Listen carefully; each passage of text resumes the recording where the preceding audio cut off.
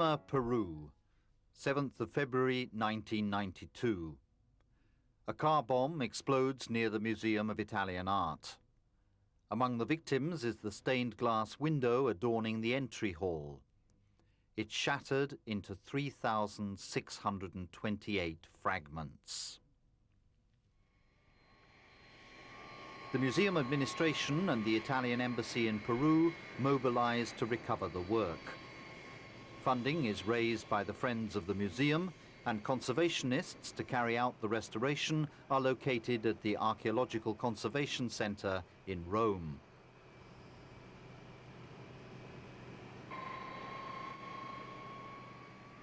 Thanks to the careful work of preparation and packing performed by the local restorers, and to Alitalia, which offered transportation, the fragments of these 16 square meters of window reach Rome in October 1992 and are delivered to the laboratory of the Archaeological Conservation Center headed by Andreina and Roberto Nardi.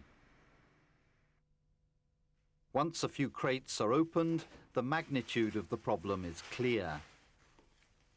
Thousands of fragments, often of similar color and of microscopic size, must be reassembled.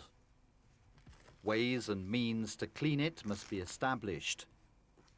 Other questions occur, such as how to handle and temporarily fix the fragments during the study phase, how to fill in the missing parts, how to touch the cracks in order to limit interference with the optical effect of the window against the light.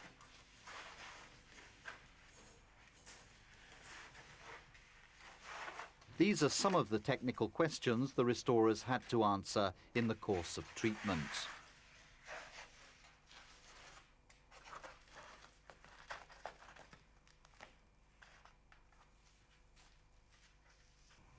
Bellissime.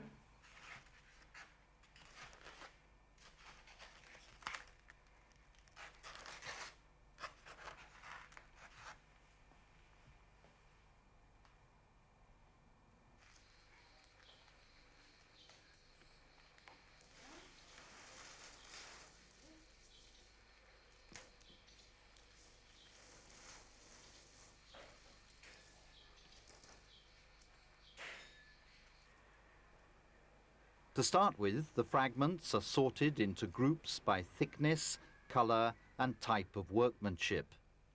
This preliminary operation facilitates the search and placement of the innumerable elements of this enormous puzzle.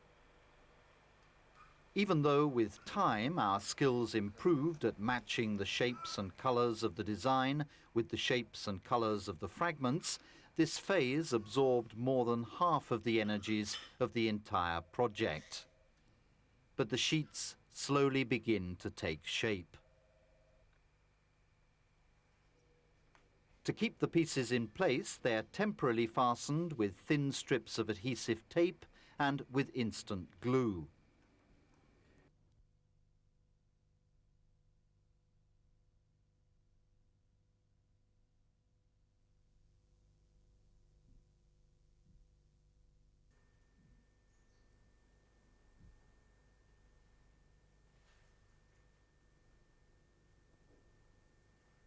At the same time, we remove deposits of dirt and alteration products due to the glass's exposure to atmospheric pollutants.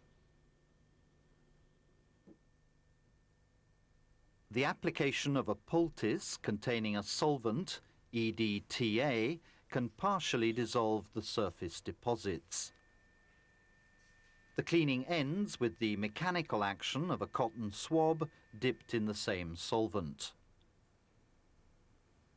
In this way, the dirt deposits and the pollution alterations are removed without creating any interference with the original color and material.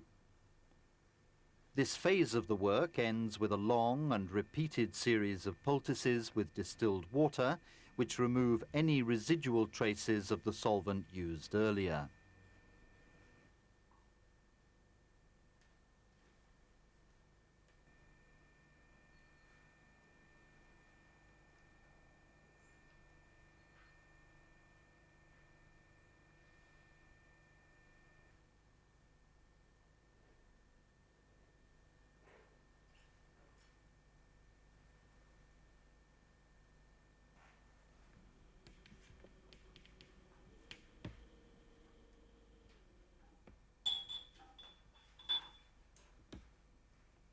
All the fissures and lacunae were sealed with dental wax, applied as a hot liquid so it would solidify immediately on contact with the cold glass. In this way, each fissure is sealed on the surface, but free on the inside to take up the resin for the final gluing.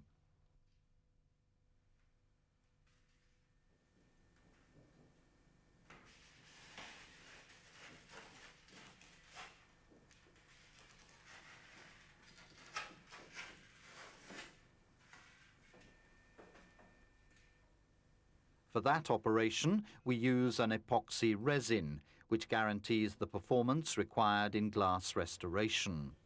Strong adhesive capacity to hold extremely fine fragments together, absolute stability under light so as to avoid yellowing, long-term resistance, and extreme fluidity in order to penetrate into the fissures. The resin chosen, Plastogen EP, has all these features and is produced especially for glass restoration. After 24 hours, when the resin has set, the excess adhesive is removed with a heated scalpel.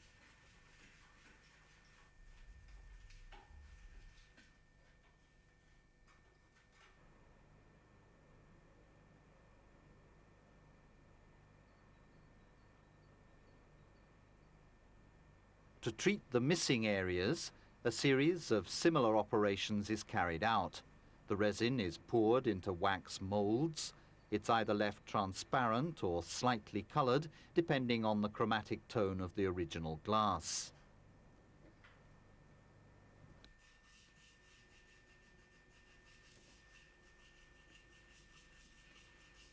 After the pieces were reassembled, we noticed that the break lines and lacunae interfered visually with the design, obscuring the forms and drapery and affecting its legibility. We decided to reintegrate the lacunae and retouch the break lines with light, fast watercolors, applied with the tratteggio technique. This work was time-consuming and required extreme accuracy. Every tiny fissure was retouched, every line reconstructed.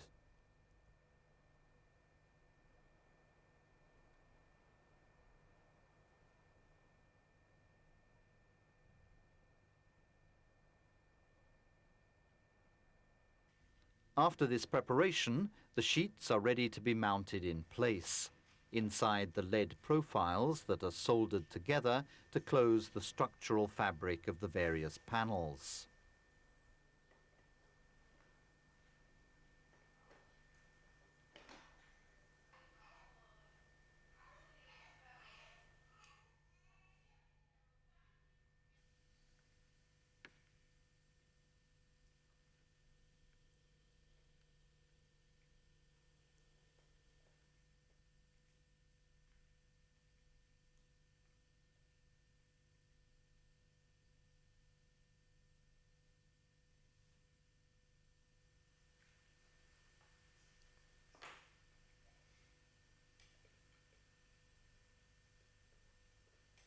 The effect of the treatment is amazing. The word extreme is perhaps the best one to use in describing this treatment.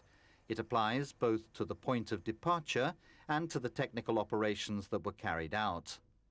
Yet there was also extreme satisfaction in seeing the slow but steady rebirth of a work of art that had apparently been destroyed.